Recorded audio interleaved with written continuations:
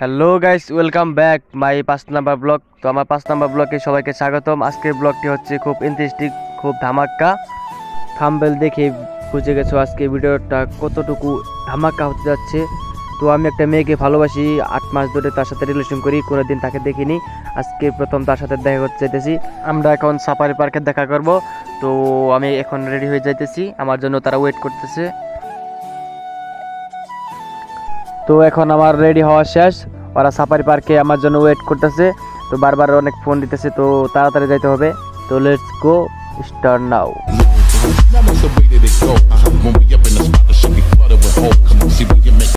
আমরা এখন বাসা থেকে বের হয়ে গেছি, দেন এখন একটা রিক্সা নিতে হবে।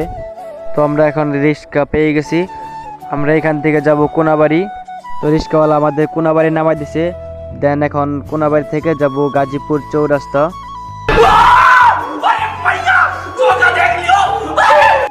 তো ফাইনালি আমরা গাজীপুর চৌরাস্তা এসে পড়েছি। তো এখান থেকে যাইতে হবে বাগেরহাট। তো বাগেরহাট এখন বাসে গেলে 50 টাকা করে নেয়।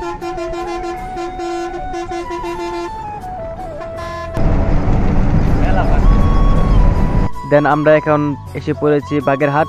দেন এখান থেকে 20 টাকা ভাড়া দিয়ে যাইতে হবে সাফারি পার্কে। তো আমরা এখন সাফারি পার্কে যাব।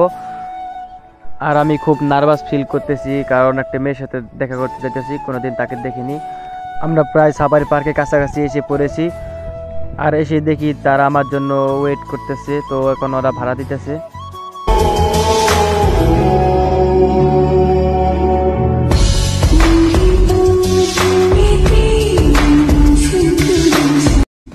তো ফাইনালি আমাদের দুজনে দেখা হয়ে গেছে। তো আমাদের দুজনে দেখা হওয়ার পরে তো মানে অতিও লজ্জা পাইতেছে, আমিও লজ্জা পাইতেছি। তো লজ্জা পাইলে তো হবে না, তো একটু ঘোরাঘুরি করতে হবে। তো কিছুক্ষণ ঘোরাঘুরি করার পরে তো আমরা কথা বলতেছি, এখন হাঁটতেছি।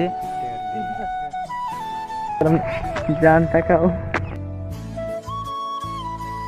हाय हाय, इतना सुकून।